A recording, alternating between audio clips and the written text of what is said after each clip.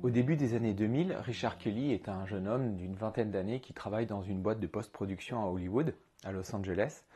Il a fait l'USC, l'University of Southern California, donc une école de cinéma. Il a bien l'intention de devenir un réalisateur.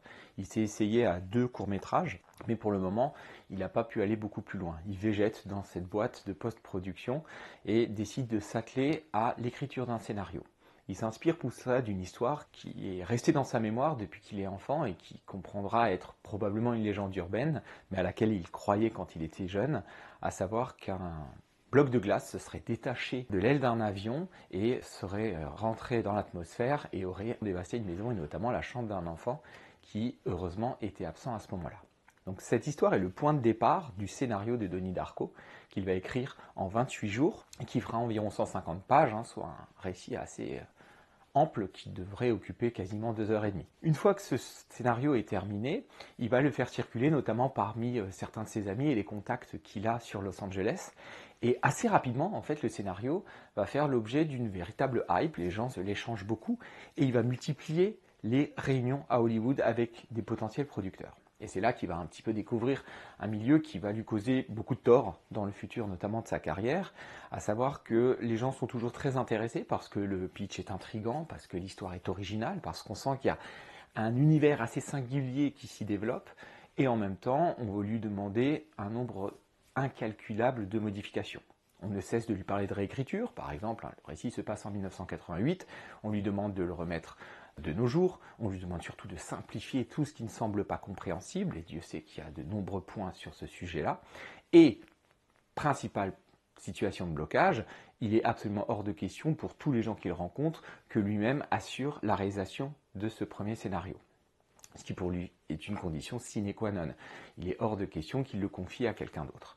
Ce qui fait qu'en fait la situation va un petit peu s'enliser et le film ne semble pas être sur le point de voir le jour. Il va arriver dans les mains d'un comédien qui est Jason Schwartzman, qui à l'époque commence à être un petit peu connu, notamment pour avoir joué dans le Rushmore de Wes Anderson, qui a pas mal fait parler de lui et qui est à la fois la naissance d'un cinéaste qui commence à se faire connaître, et de cet acteur. Et Schwartzman va s'engager. Il trouve le script extrêmement intéressant et subitement, ça va un petit peu déclencher un financement possible et le scénario va arriver aussi dans les mains de Drew Barrymore. Donc Drew Barrymore, on a eu l'occasion de la voir toute jeune dans un des ciné-clubs, E.T., dans lequel elle faisait ses débuts, la petite sœur de Elliot, le personnage principal. C'est une actrice qui a eu une adolescence célèbre et très difficile à Hollywood et puis qui est en train de remonter la pente à ce moment-là. Elle a notamment joué dans l'adaptation de Charlie's Angel, Drôle de dame, et elle est sur le point de tourner le deuxième volet, mais elle a aussi monté une boîte de production. Et c'est en tant que productrice qu'elle reçoit ce script qui va beaucoup l'intéresser et elle décide elle-même aussi de s'engager pour y jouer un rôle, à savoir le rôle de Karen Pomrose, le professeur de littérature, ce qui là aussi va consolider le projet et lui permettre de débloquer un certain nombre de financements.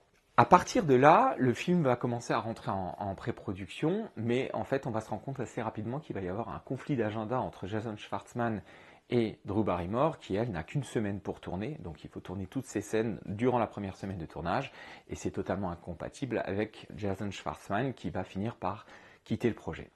Retour donc des auditions de la part de Richard Kelly, qui là va rencontrer un jeune acteur qui fait ses débuts en la personne de Jack Gyllenhaal et qui va d'emblée le convaincre, lui et son producteur, lors de la première audition. Gyllenhaal d'ailleurs qui va convaincre aussi Richard Kelly d'engager sa propre sœur pour jouer le personnage de sa sœur dans le film, Maggie Gyllenhaal, qui là, elle aussi, fait ses premiers pas. Elle a même tenté au départ de dissuader Richard Kelly de jouer parce qu'elle ne se sentait pas du tout de taille à le faire. Et en réalité, c'est le début d'une belle carrière puisqu'elle est devenue une actrice dans des séries, réalisatrice aussi également.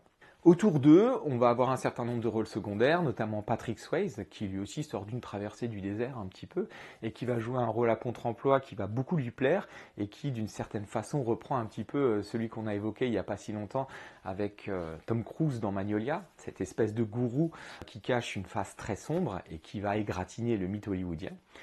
Et le personnage de la psychiatre est joué par Katharina Ross, qui est une comédienne qu'on a aussi vue au Ciné-Club, qui jouait la jeune femme dans Le Lauréat de Mike Nichols en 1967, et qui s'était retirée du monde du cinéma pour se consacrer à sa famille, et ça faisait une quinzaine d'années qu'elle n'avait pas joué, et donc là c'est un peu son grand retour aussi face à l'écran. Le tournage va durer 28 jours, donc on voit symbolique des chiffres assez importante chez Kelly. Il a écrit en 28 jours, il tourne en 28 jours et comme vous le savez, La fin du monde est annoncée dans 28 jours à l'intérieur du script et c'est évidemment une situation assez stressante pour Richard Kelly parce qu'il va devoir faire ses preuves, il n'a que 24 ans à l'époque et il va faire la rencontre de Steven Poster qui est son chef opérateur qui lui dit dès le premier jour qu'il ne va absolument pas tenir compte de leur différence d'âge mais qui va mettre son expérience à son service. Alors, en termes d'expérience, il est servi puisque Steven Poster a notamment été chef opérateur dans les secondes équipes pour Blade Runner ou Rencontre du troisième type par exemple, et c'est quelqu'un qui va ajouter une patte et notamment cette esthétique des années 80 qui sera tout à fait chère à Richard Kelly. L'un des premiers segments qu'ils vont tourner, c'est cette sorte de clip sur la musique de Tears for Fears, Head Over Heels. Et d'emblée, Richard Kelly a des ambitions assez grandes puisqu'il veut tourner cette séquence en un seul plan séquence. Et pour le coup, là, Steven Poster lui explique que ça risque d'être extrêmement compliqué, surtout au vu des délais qu'ils ont. Et il lui propose un certain nombre de coupes que Richard Kelly va accepter. Les producteurs sont un petit peu fébriles et comprennent pas pourquoi ils consacrent déjà tellement de temps à une séquence qui est sans parole et dont on pourrait se passer. C'est le genre de séquence qu'on peut à terme couper dans le montage final. Et Richard Kelly doit un petit peu se battre pour imposer ce projet-là. La musique, sur laquelle il a pensé l'écriture, est très importante dans le scénario. Il y a un très grand nombre de chansons qui sont pour lui dès le scénario mentionnées et il y a beaucoup de paroles en réalité qui sont à mettre en lien avec le récit lui-même. Et donc, il imagine cette séquence-là avec une inconnue qui est problématique, c'est qu'en fait, il n'a aucune idée des droits et du coût de ces droits. Donc, c'est quelque chose qui n'est pas encore acté, qui n'est pas dans le budget. Il n'empêche qu'il tourne durant les 3 premiers jours cette séquence-là et il va s'empresser le soir de la montée pour, en fin de première semaine, aller la projeter à l'équipe. Il les fait tous venir à la pause déjeuner le vendredi dans sa caravane. Il leur met la VHS pour leur montrer le montage avec la synchronisation de la musique. Et là, tout le monde est vraiment convaincu et trouve le projet tout à fait solide et ça va l'adouber et lui permettre de réaliser dans des conditions tout à fait harmonieuses pour la suite du projet. Les chansons donc de Tears for Fears, ils obtiendront les droits. Ce ne sera pas le cas pour toutes. Par exemple, la chorégraphie des Sparkle Motion est censée se faire notamment sur un titre des Pet Shop Boys qui là sera beaucoup trop cher et ils remplaceront par Duran Duran et il devra faire une série de concessions aussi par rapport à certains choix. Mais il en obtiendra quand même un sacré nom et ça va créer une bande originale des années 80 qui contribue aussi à l'identité assez singulière du film. Le film, après son tournage, va être sélectionné au festival de Sundance. Sundance, c'est un festival extrêmement important du cinéma indépendant américain et les projections vont être plutôt enthousiastes. Le public est assez réceptif, il y a une certaine fébrilité autour de ce projet très particulier.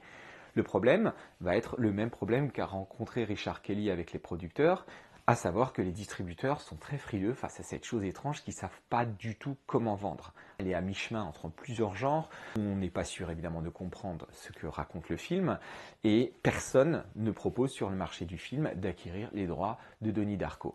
Donc ce qui menace Richard Kelly, c'est de se retrouver tout simplement condamné au marché de la vidéo et de sortir directement en VHS ou en DVD. Cependant, ils vont croiser Christopher Nolan. Christopher Nolan est venu présenter Memento à Sundance, qui a fait grand bruit, et une société de production, Newmarket, a décidé de se charger de sa distribution. Et on conseille vivement à Richard Kelly d'aller trouver Christopher Nolan et de lui projeter son film, histoire de voir s'il ne pourra pas faire le lien avec sa société. Et c'est exactement ce qui va se passer. Christopher Nolan va voir le film avec son épouse, ils sont très enthousiastes et ils vont rencarder Newmarket qui va assurer la distribution du film. Quelques concessions sont demandées néanmoins à Richard Kelly, notamment de raccourcir son film qui dure 2h15 à peu près lors de cette première projection, donc il va en couper une vingtaine de minutes et ajouter tous les cartons que vous voyez sur les indications notamment du compte à rebours et du nombre de jours qu'il reste avant la fin du monde annoncé vont être ajoutés aussi à ce moment-là.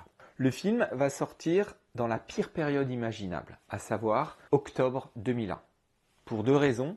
La première, c'est qu'on vient d'avoir la tuerie de Columbine et l'idée de voir un lycéen brandir des armes à feu n'est absolument pas dans le goût du jour. Et la deuxième, bien entendu, ce sont les attentats du 11 septembre et dans la bande-annonce, vous voyez un réacteur qui rentre dans une maison et donc l'idée d'un avion qui s'écrase, c'est quelque chose qui, là aussi, n'est vraiment pas du goût du public.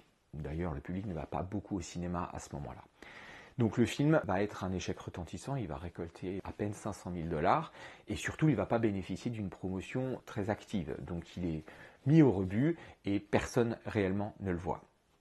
Mais il y a un certain nombre d'éléments qui vont contribuer à ce que le film devienne assez rapidement culte. Le premier, ce sont les projections de minuit, qu'on connaît depuis un certain nombre d'années. Pensez au Rocky Horror Picture Show par exemple.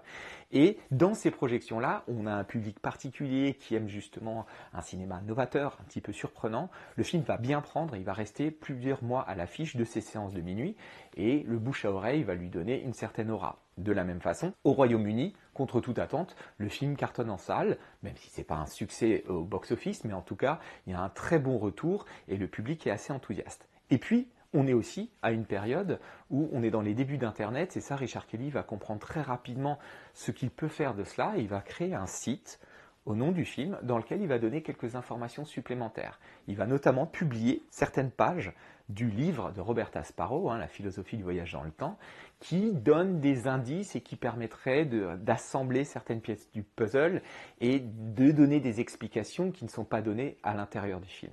C'est quelque chose qui va passionner les internautes, il y a des forums qui se créent, des discussions, et là on est dans un film de l'ère des geeks qui va là aussi trouver une place très singulière et rendre ce film culte. Donc sur la longue durée, le film fonctionne. Quand il sort en DVD, c'est un film qui va bien marcher et d'autant que Richard Kelly va proposer une version assez généreuse dans l'édition DVD avec des bonus, une version commentée et il propose aussi les scènes coupées à la fin du film et il propose des versions commentées aussi pour expliquer les raisons pour lesquelles il aurait aimé pouvoir garder ces scènes-là. Le film donc est à ce point sollicité que les distributeurs reviennent voir Richard Kelly en 2004 et lui proposent de faire un director's cut, un grand classique à Hollywood, à savoir que lorsque le film a fait ses preuves, on propose des meilleures conditions pour un produit qui correspondrait davantage à la vision de l'artiste. Donc en 2004 va sortir le director's cut de Donnie Darko, dans lequel en réalité il va surtout réintégrer les 20 minutes qui étaient dans les scènes coupées, donc ceux qui ont vu les bonus du DVD connaissent déjà, simplement là ils vont rejoindre l'architecture narrative générale, ce qui est quand même beaucoup plus agréable, et dans lequel on va avoir plusieurs partis pris, il y a quelques scènes qui sont rallongées, notamment des scènes de famille, et il y a tout un élément propre à la science-fiction, sur lequel je reviendrai un petit peu plus tard, qui va permettre certaines compréhensions du film.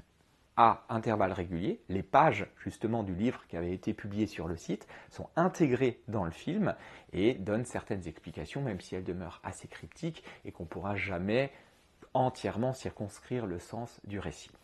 A noter aussi qu'en 2009 sort un deuxième volet, Donnie Darko 2, L'héritage du sang, qui est un film dans lequel Richard Kelly n'est absolument pas impliqué et dont il se désolidarise totalement. C'est un film qui sort directement sur le marché de la vidéo et qui est totalement indigne du premier et qui raconte les aventures de la plus jeune sœur, des choses qui auraient apparemment pas grand chose à voir avec le premier Donnie Darko. Pour commencer, on peut tenter d'essayer d'expliquer un petit peu le récit, même si, on le verra très vite, il a un certain nombre de couches d'interprétation qui ne sont pas nécessairement complémentaires et qui peuvent se contredire les unes et les autres. Ce qu'on peut dire d'un point de vue narratif, et notamment concernant cette question des univers parallèles et du voyage dans le temps, est la chose suivante. Au début du film, Donnie, qui est dans sa chambre, est appelé dans une crise de somnambulisme à quitter sa chambre et il va rejoindre un être, Frank, ce lapin géant, qui lui annonce que d'ici 28 jours, le monde va arriver à son terme.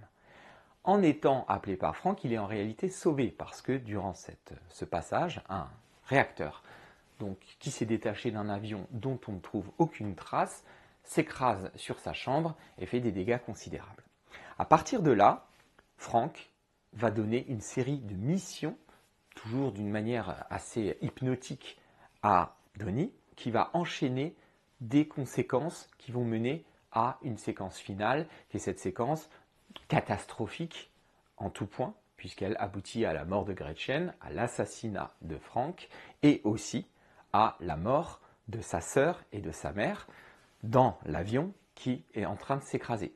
Et toutes ces actions-là sont systématiquement dues aux conséquences des actes de Donnie. Un exemple précis, la raison pour laquelle la mère de Donnie et sa sœur sont dans cet avion est parce qu'il a brûlé le manoir de Cunningham et donc Kitty Farmer demande à la mère de la remplacer. Il dit aussi à Gretchen qu'il est content que le lycée ait été fermé pour cause d'inondation, sinon il ne lui aurait pas adressé la parole, etc., etc. Le but de cette mission serait de réparer une aberration dans le continuum espace-temps. et ça, les pages du fameux livre La philosophie du voyage dans le temps l'expliquent, un artefact arrive, un objet qui vient expliquer qu'une faille temporelle s'est ouverte, et en fait cette faille temporelle, c'est ce qu'on appelle un univers tangent, hein, c'est comme ça que l'appelle Richard Kelly quand il explique aussi un petit peu son film, c'est-à-dire vous avez un univers primaire, une ligne narrative, et une ligne secondaire qui va s'ouvrir et dans laquelle une réalité alternative se met en place. Et si celle-ci dure trop longtemps, donc plus de 28 jours, l'univers primaire va s'effondrer. D'où cette question de la fin du monde. Donnie a une mission, c'est faire en sorte que tous les pouvoirs que va lui donner ce fameux Frank, un pouvoir de force exceptionnelle, de maîtrise du feu, de maîtrise de l'eau, eh bien, vont le rendre capable de trouver ce vortex pour pouvoir revenir au point de départ. Et en somme, annuler tout ce qui s'est passé. Donc si on fait une lecture du récit traditionnel, on est typiquement dans ce qui est de l'ordre de la tragédie. À savoir que tous les personnages sont des personnages qui sont manipulés, qui sont des pantins, et qui doivent exécuter un récit qui est décidé à l'avance, le fameux Deus ex machina que prononce Donnie à la fin. Did you call the fucking cops? What did you just say? Cette scène finale de convergence de tous les personnages et de catastrophe, puisqu'on a des morts en série, a été écrite et prévue depuis le départ. La catharsis, cet apogée des sentiments et cette explosion dramatique, la purgation des passions dans la tragédie grecque, aboutit à une purge au sens d'un effacement de tout ce qui a été fait, puisque le récit va dans une sorte d'impasse et on revient au point de départ. D'ailleurs, dans le cut de 2004, dans le Director's Cut, on voit le mot purge, parce que Richard Kelly rajoute pas mal d'images un petit peu technologiques qui laissent justement une dimension de science-fiction un peu plus prononcée dans son deuxième montage. Et il y a le mot purge qui clignote à l'écran pendant le rembobinement du récit et qui donne une vision un petit peu moderne et technologique de cette fameuse purgation des passions qui est l'issue de la tragédie. On est donc dans un récit qui est saturé de sens, dans lequel on va avoir une série d'éléments extrêmement signifiants. Évidemment, le premier symbole, c'est celui du lapin, qui est véritablement obsessionnel. On a cette entité-là, qui est une sorte de ce qu'on appelle un fantôme anticipé, c'est-à-dire que on converge vers la mort de Frank, et Frank revient hanter d'une certaine façon Donnie pour le guider vers ce propre meurtre. Mais ce lapin, on va le retrouver partout. Dans la figure de la citrouille, il est en peluche, soit posé à côté de sa sœur le lendemain d'Halloween, soit lorsqu'il est avec la psy et qu'il prend le lapin spontanément dans les bras pour parler, comme un retour à l'enfance. Il y a évidemment un symbole très fort littéraire, parce que la littérature est très présente dans le film. C'est le symbole du White Rabbit, le lapin blanc que va suivre Alice dans Alice au Pays des Merveilles, qui raconte l'idée justement de l'accès à un autre monde. D'autant que dans la version longue, on voit aussi Karen Pomeroy, la prof de lettres, qui, lorsque le roman de Graham Greene est interdit, va en proposer un autre qui s'appelle Watership Down et qui raconte l'histoire de lapins qui sont doués de la parole. C'est une sorte de conte philosophique et on a encore ce motif du lapin qui est présent. D'autres objets vont avoir une valeur symbolique très forte. Vous allez avoir les miroirs, bien entendu, qui sont toujours des voies d'accès vers une autre réalité, ou la lettre, par exemple, et on vous montre un récit dans lequel on a une sorte de jeu de pistes où chaque objet va mener à une conséquence, à une réalisation qui va entraîner les éléments suivants. Et cette circularité va se retrouver aussi dans la mise en scène elle-même. À de nombreuses reprises, Richard Kelly va opter pour des travelling circulaires. Dès la première scène, lorsqu'on voit Donnie sur la route à côté de son vélo, la caméra l'entoure et tourne autour de lui. C'est des choses qu'on va retrouver à plusieurs reprises, cette idée de la circularité. Les formes rondes aussi, qui impliquent cette idée du cycle, sont très fréquentes. La récurrence du motif du trampoline, par exemple, qui en plus joue toujours sur ses allées et venues. On le retrouve aussi dans le piédestal de la statue de ce chien géant en bronze. Et donc, toute la mise en scène va travailler cette question de la circularité et du retour au point de départ. C'est aussi un film dans lequel, au-delà de cette dimension fantastique, on a une dimension autobiographique qui est très importante. C'est le premier film de Richard Kelly, et c'est vrai que c'est la raison pour laquelle il veut que le film se passe en 1988. Il évoque sa propre jeunesse, il évoque son enfance, et on va avoir donc une vision de la Virginie. Alors ça a été tourné en Californie, dès qu'ils avaient des plans où ils avaient des palmiers, ils s'arrangeaient pour que le cadre ne les mette pas en valeur. Mais on va avoir un certain nombre d'échos à sa propre jeunesse et des éléments qui lui sont réellement arrivés. Richard Kelly a été victime de crises de somnambulisme, c'est quelque chose qu'il a expérimenté. Le personnage même de Grandma Death, donc Roberta Sparrow, est un personnage qui existait dans sa ville et il a vécu cette scène où son père conduisait, ils ont failli l'écraser parce qu'elle était paumée au milieu de la route. Donc ça, c'est des choses qu'il réinvestit. Et tout ce voyage dans les années 80 va permettre aussi une certaine référence continue à une imagerie dans la qualité même de l'image et à des motifs qui peuvent renvoyer à ce que nous on connaît aussi des années 80, notamment dans la pop culture. Il y a E.T. qui est convoqué, même si les références sont assez involontaires, avec ses vélos dans la nuit. Vous avez aussi cette séquence où on voit les hommes en scaphandre et les agents du gouvernement devant le Home Sweet Home américain, très propre de la banlieue. Toutes ces images-là, elles contribuent évidemment à une esthétique qui est familière du public. C'est à ce point autobiographique que Jake Gyllenhaal va avouer à Richard Kelly, aux 3/4 du tournage à peu près, qu'en fait, pour incarner son personnage, il a observé Richard Kelly et il l'imite. Ce dont ne s'était pas du tout rendu compte le jeune réalisateur, et ça va beaucoup le troubler d'ailleurs, parce qu'il trouvait ce personnage très convaincant et cette incarnation lui plaisait bien, et en réalité, c'est une forme de miroir. Le regard aussi autobiographique se passe par l'image qu'on va donner du lycée, qui est un monde parfaitement cruel, dans lequel on va cesser de montrer une série de brimades, de l'exclusion, du harcèlement, de la violence, beaucoup de solitude et des adolescents qui sont un peu perdus et qui ne savent pas véritablement à quelle figure d'autorité se vouer pour essayer de trouver une réponse à leurs questions.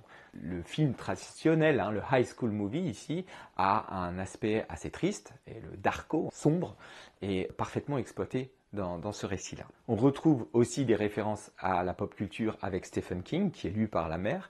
Donnie, lorsque sa mère vient l'interrompre dans sa chambre, est censée aussi lire un roman de Stephen King, mais à l'époque, ils n'avaient pas la couverture, donc ils ont laissé tomber cette idée. Et on le retrouve aussi dans la figure des Schtroumpfs, qui est évoquée de manière assez comique. À ce moment, d'ailleurs, lors de la pré-production, on a contacté les ayants droit de Peyo pour savoir si on autorisait à ce que les adolescents tirent sur des Schtroumpfs en peluche lors de la scène où ils sont en train de discuter. Ils ont eu l'autorisation, mais ils n'ont pas trouvé les peluches, donc ils ont décidé de transformer ça en un dialogue assez amusant et qui montre bien ces élucubrations propres aux geeks et à la pop culture. Mais au-delà de la dimension autobiographique, il y a aussi un voyage rétrospectif de la part de Kelly sur le regard qu'il avait sur le monde des adultes. Et de ce point de vue-là, on a une vision véritablement satiriste qui est proposée de la situation du pays à l'époque. On est en 88. C'est un moment d'élection entre le démocrate Dukakis et Bush qui représente les républicains. Et c'est assez intéressant parce que chaque film de Richard Kelly sera toujours situé en période d'élection, soit juste avant, soit juste après. Mais il y a toujours cette idée d'un changement.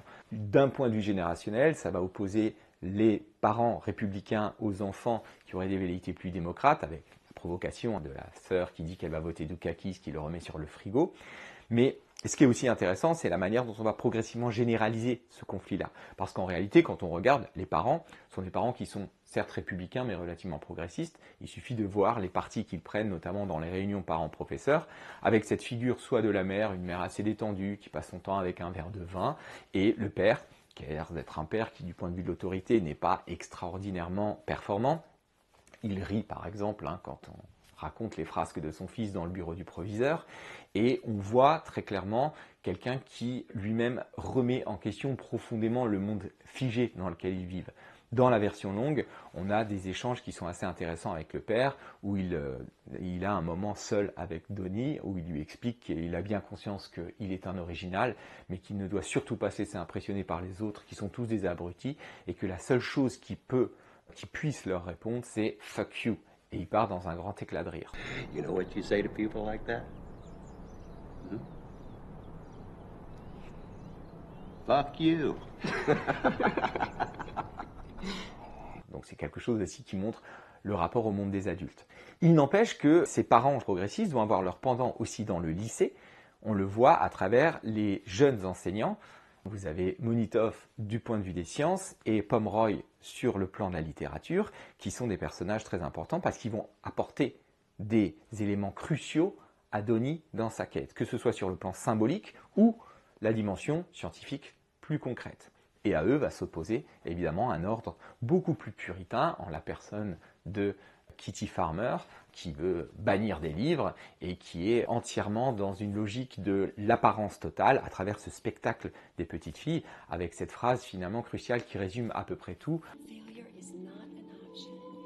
And Bethany, if you feel the need to vomit up there, just swallow it. Okay, Mom. Ravaler son vomi, très belle image, extrêmement satirique, qui là aussi va prendre une expansion encore plus grande à travers la personne de Jim Cunningham, cette espèce de gourou du self-improvement dans lequel, là aussi, il y a du vécu de la part de Richard Kelly puisqu'il a subi cette ligne de fear et du love. C'est quelque chose qui l'a mis très en colère et il est évident que lorsque Donnie Darko fait sa grande sortie devant toute l'école au micro et qu'il le traite d'antéchrist, il y a très clairement une forme de vengeance, une forme de revanche de la part de Kelly qui aurait adoré avoir ce courage-là dans la réalité.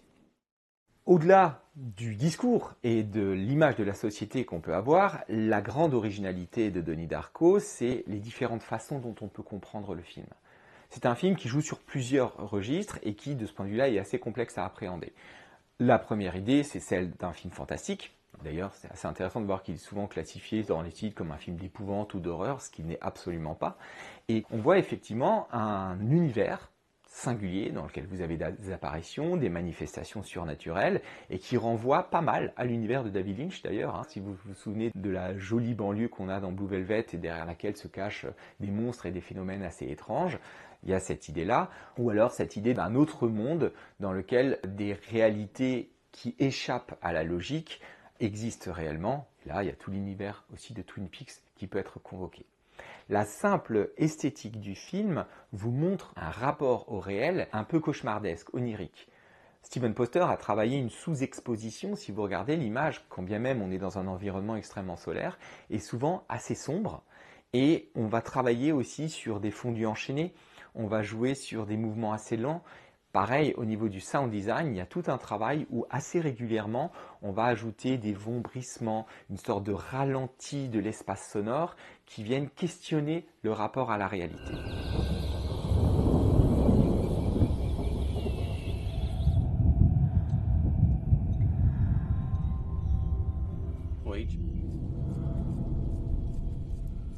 Tous ces éléments-là sont très intéressants parce qu'ils vont montrer une sorte de plasticité du réel, qu'on n'est pas sûr d'appréhender comme il est réellement. Steven Poster, grâce à ses contacts, a réussi à obtenir pour filmer lors du tournage des lentilles anamorphiques qui coûtaient très cher, mais il a réussi à les avoir et ça courbe légèrement, ça bombe un petit peu l'image. On le voit notamment lorsqu'il y a le tableau Fear and Love. Si vous regardez bien l'image, on se rend compte qu'il y a une certaine courbure et il y a certains plans où justement il y a cette légère distorsion qui là aussi donne un indice sur le fait que la réalité doit être questionnée telle qu'elle est vue. Et c'est ce qui est intéressant parce que finalement la dimension du fantastique ne va pas perdurer très longtemps. Il y a un passage qui pour cela est absolument déterminant, c'est le moment où, comme par hasard, dans la salle de cinéma, eh bien, on va passer de quelque chose de fantastique à un autre registre. Le personnage de Frank, qui semblait être une créature surnaturelle, eh bien, enlève simplement son masque et on a un adolescent, au même titre que Donnie, qui lui fait face. Mais qu'est-ce qu'il a de particulier? Donc il y a une certaine forme de frustration à ce moment-là. C'est-à-dire qu'on se rend compte que finalement, ce n'est qu'un homme déguisé et on reviendrait à un récit plus réaliste d'une certaine façon. Mais qu'a-t-il? Il a évidemment cet œil crevé qui implique une nouvelle façon de regarder. On ne peut pas s'empêcher de faire référence au film majeur sur l'œil violenté, C'est un chien andalou de Buñuel en 1929, qui justement, par ce geste extrêmement violent, qui est très choquant, où on voit un homme couper un œil avec une lame de rasoir, et c'est la façon de se faire violence pour accéder à un autre monde, à savoir en l'occurrence le surréalisme. Ici, il y a cette même idée. Il faut voir différemment et il faut se poser la question sur le fait que peut-être qu'on a un œil qui voit mal la réalité. Et à partir de là, on va rentrer dans une explication d'ordre psychiatrique que valide très clairement les symptômes que décrit la psychiatre aux parents de Donnie, à savoir schizophrénie, paranoïa. Schizophrénie dans un monde où finalement on doit se méfier d'à peu près tout le monde. Dans un versant un peu comique avec ce type en sweat rouge qui interrompt le premier baiser raté puis qui reviendra au moment de la fête d'Halloween et qui, selon les dires de Kelly, serait un homme de la FAA, donc l'agence gouvernementale de l'aviation. mais aussi qui montre les jeunes enseignants qui se retrouvent sous pression. Pomeroy va être licenciée parce qu'on estime qu'elle n'applique pas les bonnes méthodes, et Monitov, à un moment, va dire à Donnie, je ne peux pas aller plus loin, je risque moi aussi de perdre mon emploi. Et donc on voit vraiment une forme de pression et des instances qui pèsent pour ne pas délivrer certaines vérités. Et sur le terrain de la schizophrénie, on a un travail sur le montage alterné qui est extrêmement important et qui montre en permanence la façon dont Donnie intervient dans sa propre réalité alors que des choses se passent dans le monde réel autour de lui. À chaque fois qu'on a notamment beaucoup de scènes avec ses parents, vous avez ses parents en réunion parents-professeurs, on le voit à ce moment-là devant son miroir, vous allez avoir les parents en rencontre avec sa psy, il est en train de commettre un forfait. Pareil, le spectacle de danse pendant qu'il incendie le manoir, on vous montre une réalité alternative par le biais du montage alterné dans laquelle Donnie est en train de commettre ses actes décisifs, qui pourraient nous questionner sur le fait que peut-être que tout cela ne relèverait que d'une sorte de délire personnel. Parce qu'une hypothèse assez importante à creuser, c'est l'idée que Donnie s'inspire simplement de ce qu'il a autour de lui pour reproduire une mission dans laquelle il s'écrirait une histoire personnelle. Si vous regardez, effectivement, tout ce qu'il commet, c'est dans le livre de Graham Greene, Les Destructeurs, l'incendie et l'inondation. De la même façon, toute la vidéo que vous avez de Jim Cunningham lors de son espèce de séminaire de développement personnel ne cesse de montrer exactement la destinée de Donnie. D'ailleurs, le personnage fictif qu'il invente sur son petit carton, His Name is Frank, coïncidence, mais aussi, on va dire que ceux qui sont en proie à leur peur vont expérimenter la drogue, l'alcool, le sexe prémarital, soit exactement ce que va expérimenter Donnie durant tout le récit. D'autant qu'on vous montre aussi un petit encart sur un pistolet qui serait le risque ultime, et c'est exactement aussi ce qui va arriver puisqu'il va converger vers ça. Et dans la version longue, il y a donc ce deuxième récit, The Watership Down, qui est proposé par la prof de lettres et qui là aussi renvoie à l'imagerie du lapin, l'imagerie d'une fin du monde qui nourrit potentiellement l'imaginaire de Donnie, et on pourrait se poser la question sur le fait que ce serait peut-être tout simplement un garçon qui fuit la réalité pour aller se créer une propre histoire dans laquelle il aurait un rôle où il agit réellement. Cette action, elle se fait aussi sur un autre registre qui est celui de la science-fiction. Dès le départ, Gretchen, quand elle le rencontre, lui dit « T'as un nom de super-héros. » Donnie Darko. What the hell kind of name is that? It's like some sort of superhero or something. What makes you think I'm not? Et c'est vrai qu'en fait, Richard Kelly le dit, il s'est pas mal inspiré de la science-fiction et des comics. Les comics l'intéressent beaucoup et il veut que son personnage ait des aptitudes. Il a une force surhumaine, comment cette hache a pu arriver sur le chien en bronze massif par exemple. Il va contrôler le temps, il va contrôler l'eau, le feu, donc des aptitudes de plus en plus grandes. Et effectivement, Frank lui dit dans le miroir, je peux faire ce que je veux et toi aussi. Donc ils vont avoir des capacités qui sont celles des super-héros. Et ces capacités-là, elles sont à mettre en lien avec ce qu'on va décrire sur le fameux personnage de Roberta Sparrow. Qu'est-ce qu'on nous dit d'elle? Que c'était une nonne et qu'elle a eu une espèce de crise en une nuit, qu'elle est devenue prof de sciences et qu'elle a écrit ce fameux ouvrage un peu ésotérique puisque visiblement personne ne le connaît vraiment. On remarquera par ailleurs une autre référence assez intéressante, c'est que lorsque Donnie va aller voir justement sur le tableau des anciens professeurs cette photo en noir et blanc avec Roberta Sparrow, eh bien il y a quelque chose qui renvoie pas mal au Shining de 1980 de Stanley Kubrick, ce dernier plan dans lequel on voit Jack Torrance qui fait partie du personnel de l'hôtel depuis fort longtemps avec cette idée d'un voyage dans le temps et d'une récurrence, Roberta Sparrow étant apparemment bloquée dans une temporalité en boucle où elle passe sa vie à aller chercher cette lettre dans la boîte aux lettres. Et ce qui est intéressant, c'est que justement l'histoire de Roberta Sparrow, qui était une nonne, va permettre de faire le lien avec un autre élément crucial qui est celui de la religion. Donc de la même façon qu'on passait du fantastique au psychiatrique, on va glisser de la science-fiction à la religion. C'est un récit initiatique, on le voit très clairement. Donnie, c'est celui qui, et là si on reprend les références de Alice au Pays des Merveilles et du lapin qu'on va suivre, Follow the Right Rabbit, ça a été aussi convoqué par Matrix, dont on a eu l'occasion de parler ici, et on peut dire que là aussi dans ce récit, Donnie c'est celui qui prend la pilule rouge et qui, une fois qu'il est initié, ne va pas pouvoir revenir en arrière. Il va aller au terme de toute cette démonstration, de tout ce récit, et jusqu'à cette scène cruciale qui va permettre l'annulation de tout. Les révélations passent notamment par des fondus au blanc qui deviennent des espèces de flashs et qui vont lui permettre d'accéder à une forme de savoir et de connaissance. Mais ce qui est très intéressant, et c'est pour ça que justement tous les éléments se mêlent et que la mélancolie de Donnie Darko est quelque chose qui fait que le film va largement au-delà d'un simple film sur le voyage dans le temps et d'un film de science-fiction, c'est que la réflexion d'ordre philosophique, elle va être cruciale puisque elle va s'accompagner de tout le questionnement qu'il a notamment avec sa psychiatre. La question de l'absurdité revient à plusieurs reprises, d'abord d'une manière un petit peu comique quand il parle des Schtroumpfs, mais cette question de l'absence de sens et de what's the point, à quoi ça sert, eh bien, elle va être d'ordre théologique lorsqu'il discute avec elle. Parce que la vraie question de Donnie, c'est celle d'être seul. C'est d'ailleurs Roberta Sparrow qui dit « on meurt tous seuls à la fin » et qui va générer en lui une angoisse terrible.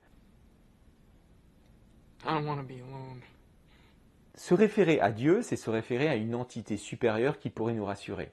On l'a vu dans le regard satirique de Richard Kelly, on ne peut pas compter sur les adultes.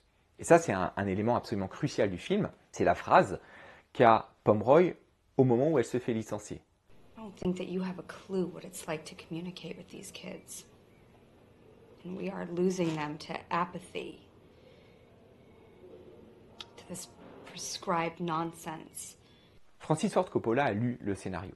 À un moment, il a été potentiellement associé. Vous voulez qu'avec sa société American Zoetrope, il voulait mettre un peu d'argent dans le film. Pareil, pour des raisons d'agenda, il n'a pas pu. Mais lorsqu'il a lu le scénario, Richard Kelly est allé le voir et il a pointé cette phrase-là et il a dit « ça, c'est le cœur de votre film ». Et Kelly en était particulièrement honoré parce que pour lui, c'était vrai.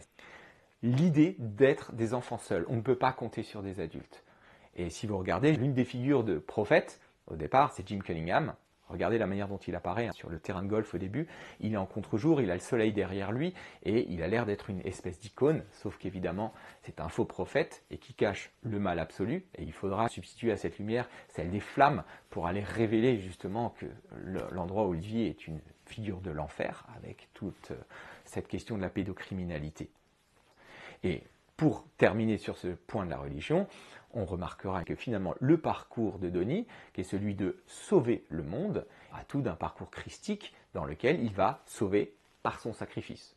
Le problème, c'est que cette figure héroïque, elle est soumise à un programme qui fait en réalité et en définitive de Donnie un pur pantin qui répond à des injonctions qui ne relèvent pas de ses décisions.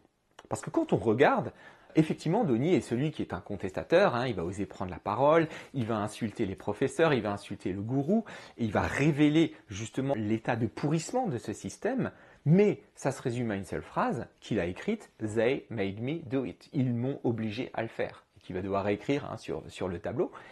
Ça, c'est un élément intéressant, parce qu'effectivement, tout ce qui peut relever d'un parcours personnel est en réalité quelque chose d'écrit. Le début d'Histoire d'amour, par exemple, avec Gretchen, est en cela assez intéressant. Un élément que développe beaucoup Richard Kelly dans le Director's Cut en 2004, et notamment à travers les extraits du livre de Roberta Sparrow, en parlant des manipulés vivants et des manipulés morts. C'est-à-dire que tous les personnages qui sont dans l'entourage de Donnie ont une mission qu'ils vont jouer inconsciemment, mais qui consiste à guider Donnie vers l'accomplissement de son destin. On le voit très bien lorsque Gretchen arrive. Gretchen arrive et Karen Pomeroy, donc le professeur de lettres, va faire en sorte, avec cette phrase extrêmement provocatrice, « Sit next to the boy you think is the cutest. Quiet! Oh my god. Let her choose. » Et elle fait déplacer une fille pour qu'elle s'asseye à côté de Donnie. Elle comprend que quelque chose est à mettre en place. Et elle est vraiment l'entremetteuse, et on insiste beaucoup dans les contre-champs sur la prof, qu'elle sent que quelque chose est en train de se passer. Et lorsqu'ils ont cet échange un peu mystérieux entre Karen et Monitov dans la salle des profs, ils se regardent en souriant, en disant juste « Donnie Darko », et ils sentent qu'ils ont un rôle à jouer avec lui, même s'ils n'arrivent pas à le formuler réellement. Et ce sera la même chose, les harceleurs, ils ont un travail à faire qui est de provoquer à chaque fois l'intrusion de Donnie. Lorsqu'il la harcèle dans la rue, elle va demander à Donnie de la raccompagner chez elle, prise de connaissance, et lors de la scène de l'exposé, c'est parce qu'elle est extrêmement choquée par les insultes qui sont faites concernant sa mère qu'elle va l'embrasser alors qu'elle lui avait refusé le premier baiser. Et enfin, dernière chose, elle va retrouver ses harceleurs dans le cellar d'or. Donc on vous explique en permanence que tout ce qui se passe était écrit à l'avance. Ce qui fait qu'évidemment, on a un film dans lequel on ne laisserait pas au personnage la possibilité d'avoir un libre arbitre. Le jeu d'ailleurs sur la temporalité, qui est très fréquent dans le film, on a de nombreuses séquences qui jouent sur les ralentis et sur les accélérés, montre aussi une espèce de regard en surplomb qui est assez intéressant et qui laisse entendre que la temporalité est malléable en fonction de ce qu'on a envie de passer plus ou moins vite. Quelque chose qu'on avait déjà dans le plan séquence initial sur la musique des Tears for Fears, et on vous montre justement une sorte de regard en surplomb, comme quasiment sur une timeline de montage, où on passe et puis là on s'arrête parce que là il va se jouer quelque chose d'important. Et ça aussi, dans le cut de 2004, Richard Kelly a ajouté des images technologiques, c'est-à-dire qu'à plusieurs reprises, on va voir un œil en gros plan et une espèce de défilement numérique qui laisse entendre qu'il y aurait une civilisation qui regarderait à travers des appareils technologiques ce qui est en train de se passer. D'où le fait qu'il y ait la purge à la fin. Ce conditionnement laisserait supposer qu'il y a des gens qui ont pris contact et qui dirigent Tony. Et c'est vrai qu'à ce moment-là, on peut se poser la question de ce qu'il fait réellement par lui-même. Cette dimension, évidemment, elle est très visible à travers ces fameuses colonnes qui sont directement inspirées d'Abyss, le film de James Cameron, même si ici elles n'ont absolument pas le même sens, mais qui indiquent justement que quand vous vous levez, en fait, c'est pas vous qui avez décidé, vous suivez quelque chose qui vous préexiste et qui vous dirige. Et cette prise de conscience de Donnie lui donne accès à une vérité philosophique qui est quand même sacrément troublante. Et si on regarde le personnage de Donnie, c'est un personnage totalement hébété la plupart du temps. C'est quelqu'un qui est dans un état de catatonie, qui est passif, qui sourit de manière un petit peu abrutie. Alors ça, c'est quelque chose qui peut aussi aborder l'un des grands points aussi que dénonce potentiellement Richard Kelly, à savoir la médicalisation des plus jeunes. La proposition de la psy, c'est d'augmenter les doses des médicaments, même si, dans la version de 2004, on apprend qu'en réalité, les médicaments étaient des placebos. Ce qui permet à Donnie de comprendre qu'il a toute sa tête en réalité. Mais en tout cas, c'est vrai que la plupart du temps, on le voit souvent devant des écrans d'ailleurs, ainsi sur des télés avec de la neige, des éléments où il est passivement en train d'écouter ou de regarder des choses et il n'agit pas par lui-même. Et je vous renvoie aussi à ce que dit Karen. We are losing them to apathy. Ils ne peuvent plus agir, ils ne peuvent plus penser par eux-mêmes, et c'est quelque chose qui est vrai donc d'un point de vue philosophique, mais aussi d'un point de vue sociétal, sur l'idée que l'adolescent n'est pas stimulé et on ne l'invite pas à agir ni à penser par lui-même. Ce qui fait qu'à terme, on peut se poser vraiment la question de ce que nous raconte le film. Quelle est l'issue de cette mission de Donnie, si ce n'est de tout annuler ? Et si on reste dans une lecture purement psychiatrique, ce serait simplement quelqu'un qui a décidé de mourir et qui finalement, après avoir tout gâché dans le réel, se suicide. C'est assez intéressant de comparer ce film à un autre qui a priori n'a strictement rien à voir, et pourtant c'est La vie est belle de Frank Capra. Dans La vie est belle, le personnage incarné par James Stewart a des envies de suicide, il est au bout du rouleau, et un ange va intervenir pour le sauver le soir de Noël. Donc, de la même façon qu'on a un lapin surnaturel qui vient guider et sauver de la mort initialement Donnie, vous avez cet ange qui vient le sauver. Et comment lui fait-il la démonstration de l'intérêt de son existence sur Terre ? En lui disant « Je te montre le monde tel qu'il serait si tu n'avais jamais existé ». Parce qu'il dit « J'aimerais ne jamais être né ». Et il va développer ce qu'on appelle une uchronie, c'est-à-dire une temporalité parallèle dans laquelle le personnage incarné par James Stewart se rend compte que, effectivement, les gens sont beaucoup plus malheureux parce qu'il n'a pas pu contribuer à leur bien-être. Donnie Darko, c'est l'anti La vie est belle de Capra. C'est-à-dire qu'on a aussi une uchronie, sauf que cette uchronie, elle va durer beaucoup plus longtemps et que l'objectif à la fin n'est pas de revenir au réel où on serait tout heureux et on se satisfait de ce qu'on a. La finalité, c'est la mort de Donnie. C'est qu'à la fin, il n'existe plus. Et là, on a un autre degré de lecture qui est assez intéressant, c'est de se poser la question si finalement toute cette réalité, tout cet univers tangent, ne serait pas une projection de ce qu'aurait pu imaginer Donnie de son existence s'il n'était pas mort. Parce qu'en fait, c'est rien d'autre. Frank le sauve, et que se passe-t-il ? Il va vivre. Et il va vivre une vie entière. Il va se réconcilier avec sa famille, il va connaître l'amour, il va s'instruire, il va se cultiver, et il va se poser des questions d'ordre philosophique et religieux. Donc en fait, il va condenser en 28 jours une vie avant de réellement mourir. Et là, je vous renvoie à un film qu'on a vu l'année dernière, c'est Lost Highway, où on avait cette clé de lecture potentielle qui était de se dire, mais est-ce que tout ce qui se passe là ne se passe pas au moment de l'exécution du personnage principal sur la chaise électrique pour le meurtre de sa femme, et il imagine une autre vie dans laquelle il arrivera à faire quelque chose d'autre. Et cette théorie est d'autant plus intéressante qu'elle renvoie à une référence qui est faite dans le film. Quand Donnie sort du cinéma, il a vu donc Evil Dead, mais il y a un autre programme qui est La Dernière Tentation du Christ, qui effectivement sort en 1988. La raison première pour laquelle Richard Kelly mentionne ce film, c'est parce qu'à l'époque, il a été censuré par les maires intégristes de la ville où il habitait, et ça participe à sa charge justement contre cette société bien pensante. Mais la deuxième raison, qui n'a pas ouvertement explicitée, mais qui est très intéressante, c'est que La Dernière Tentation du Christ raconte exactement ça. Le Christ sur la croix, au moment de mourir, s'imagine en descendre et aller vivre une vie humaine avec Marie-Madeleine. Et à la fin, tout cela s'annule, c'était une projection et il meurt. C'est exactement finalement la même idée.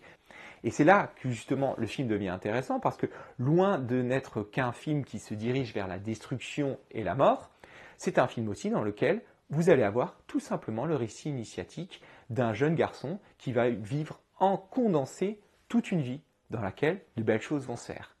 Mais pas une vie simplement égocentrée. Donnie a créé une fiction, et c'est quelque chose de très important. On indique que psychiatriquement, il s'est potentiellement inspiré de tous les livres qu'il lit, mais il dit à Gretchen qu'il veut devenir un auteur, et un illustrateur éventuellement. I'm painting and stuff, writing. I want to be a writer, maybe a painter, I don't know, maybe both. I'll write a book and draw the pictures. En tout cas, et il dit pour changer quelque chose. Then maybe people understand me. I don't know, change things. Et là, il y a un point crucial, c'est l'interprétation qu'il fait justement de Graham Greene en cours, en expliquant que la destruction, le vandalisme, pourrait être aussi un acte de création. Destruction is a form of creation, so the fact that they burn the money is ironic. They just want to see what happens when they tear the world apart. They want to change things. Quelque chose d'extraordinairement moderne. Et cette dimension-là, eh bien, on va la retrouver dans son destin lui-même, puisque la destruction, notamment par le meurtre, eh bien, elle va aboutir à une construction, c'est-à-dire la création du retour à l'univers primaire. Donc, l'auteur, celui qui crée une fiction, va créer du sens, il va créer des sentiments, et on n'est pas loin finalement de ce qu'est la vocation de la religion, en écrivant des textes fondateurs qui permettent de donner du sens là où on n'a pas de réponse, et on doit accepter une donnée absolument inéluctable, à savoir celle de notre mortalité. Et qu'a fait Donnie, et là aussi c'est important, c'est qu'aussi il s'est penché sur les invisibles. Il est allé voir des jeunes profs qui sont mis sous pression et à qui on demande de faire un programme lénifiant et réactionnaire, et il leur a dit « vous m'apportez du sens ». Il le dit dans les analyses littéraires, il le dit évidemment dans le domaine scientifique. Il est allé voir ce personnage très intéressant de Cherita, c'est lui le seul qui a de l'empathie pour elle, et lorsqu'il va la voir à la fin, il y a cette image assez chrétienne, où il va la prendre en lui disant « ça va aller pour toi », et évidemment ça suit à un rejet parce qu'elle est effrayée par cette manifestation, et on se rend compte qu'elle avait des sentiments pour lui qui seront évidemment toujours cachés. Mais pareil, le fait qu'il écrive la lettre à Roberta Sparrow, c'est très clairement aussi montrer qu'il a la capacité d'aller voir les délaissés, les laissés pour compte, les marginaux, ceux qu'on considère comme des fous. Donc il va aussi faire cet acte qui consiste à aller lui adresser la parole. Et il y a aussi cette idée d'aller reprendre contact avec sa sœur notamment, mais aussi sa mère. Au début, il l'insulte et ensuite on a un moment beaucoup plus doux avec elle. Et dans la version longue, on le voit aussi aller lui dire au revoir quand elle part dans son van. Une manifestation d'amour qu'il peut enfin formuler au terme de son parcours. Cette idée, c'est aussi celle de, durant ce trajet-là, aller se raccorder à la beauté, aller montrer quelque chose qui chercherait une certaine poésie dans le monde. On le voit à travers ce que dit justement Gretchen, enfin c'est lui qui arrive à le formuler d'ailleurs lorsqu'elle lui refuse le premier baiser. I I like you just a want lot. it to be at a time When what? when it reminds me just It reminds you how beautiful the world can be. yeah. Et je reviens toujours sur ce personnage de Cherita, qui est un personnage très important. Lorsqu'elle a l'audace de faire ce spectacle, malgré les sarcasmes, malgré les insultes, elle exprime sa propre vision de la beauté. Et là aussi, il y a quelque chose qui est très courageux de sa part, et Kelly lui accorde du temps. Il veut montrer ce spectacle dans la longueur et le regard bienveillant, notamment de Karen Pomeroy, qui la regarde avec une profonde empathie. La fin du film va aussi montrer ça. Le personnage de Donnie, c'est celui qui a réussi à aller vers les autres, c'est celui qui va mourir dans un éclat de rire. Vision très étrange. Est-ce qu'il meurt parce qu'il s'est rendu compte que la vie n'a aucun sens ? Tout a été détruit dans la réalité tangente, ou est-ce qu'il meurt réconcilié parce qu'il n'a plus peur de mourir? Et là aussi, c'est assez intéressant parce que finalement, le fear and love, qu'il a tellement fustigé, revient de manière assez prégnante à la fin. En tout cas, c'est quelqu'un qui n'a plus peur, c'est quelqu'un qui accepte. Et qui accepte, pour le retour de la norme, de mourir. Les 2 dernières séquences vont être de ce point de vue-là très riches parce que le clip sur le Mad World, où on voit tous les personnages qui vont se réveiller au lendemain de la mort de Donnie, vont montrer évidemment des personnages qui n'ont absolument pas vécu tout ce que nous avons vu. Nous avons vu un récit et ce récit s'est totalement effacé, ce qui peut créer une certaine forme de frustration chez le spectateur. Et que va-t-on voir? Des gens qui se réveillent comme d'un long rêve et qui n'ont pas vécu ce que nous connaissons d'eux. Et à ce moment-là, vous avez Kelly qui va filmer l'invisible. Il filme chez eux des restes potentiels de ce qu'ils ont pu connaître. On voit notamment le personnage de Frank qui touche son œil, un peu intrigué. Et il y a aussi une autre question cruciale qui est celle que dans l'univers primaire, Jim Cunningham, le pédophile, n'est pas incriminé. Mais on le voit se réveiller en panique au milieu de la nuit. On voit aussi Kitty Farmer avoir une forme d'inquiétude, comme si elle avait un soupçon qui naissait. Et on peut imaginer que peut-être d'une autre façon, eh bien, ces crimes vont être révélés. Et cette série de personnages montre des personnages qui ont accès à quelque chose qui est informulé, qui n'est pas vécu, et nous savons.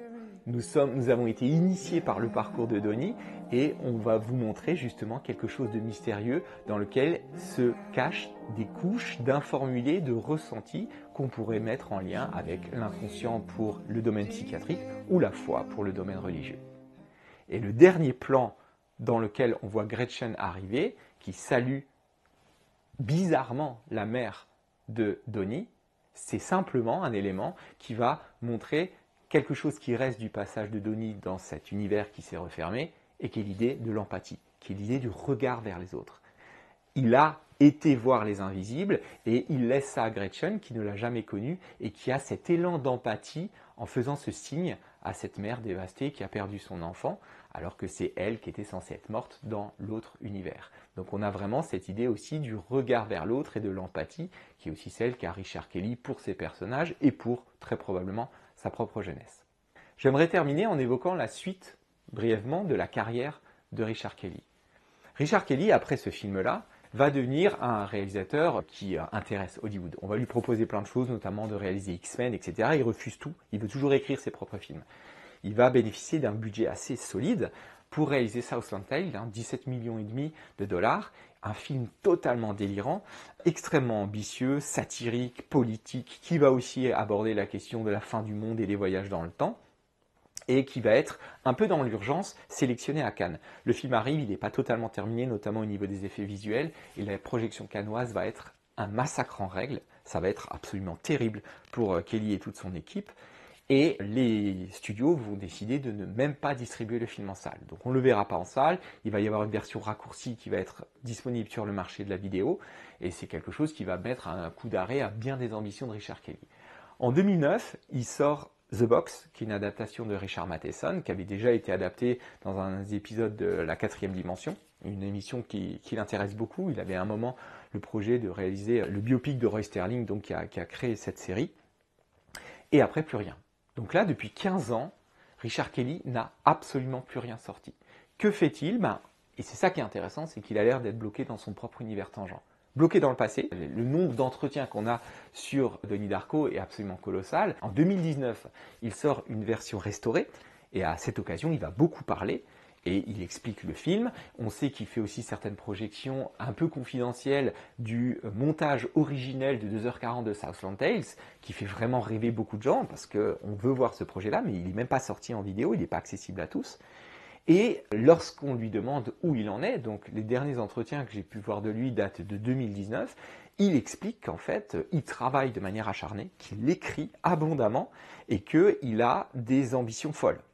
D'abord une ambition toujours rivée sur ce passé, dont il n'arrive pas à s'extraire, c'est-à-dire qu'il veut faire une extension à Denis Darko, il veut écrire la suite et le préquel de Southland Tales, il dit même que ces 3 films qu'il a réalisés pourraient intégrer une espèce d'univers narratif cohérent, et que, inspiré notamment par ce que peut faire le MCU par exemple, le Marvel Cinematic Universe, il imagine un univers étendu. Et il explique qu'il a écrit des tas de choses et qu'il attend que tout soit bien écrit pour pouvoir tout réaliser en même temps et que ça va être absolument incroyable. Et que ça arrive très bientôt. C'était il y a 5 ans, on n'a aucune nouvelle.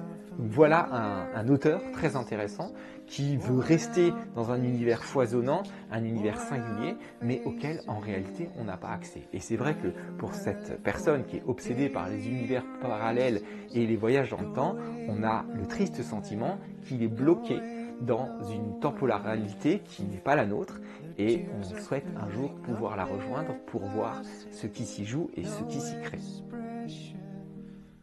A storm is coming, Frank says. A storm that will swallow the children, and I will deliver them from the kingdom of pain. I will deliver the children back to their doorsteps. I'll send the monsters back to the underground. I'll send them back to a place where no one else can see them. Except for me. Because I am Donnie Darko. Hard to take when people run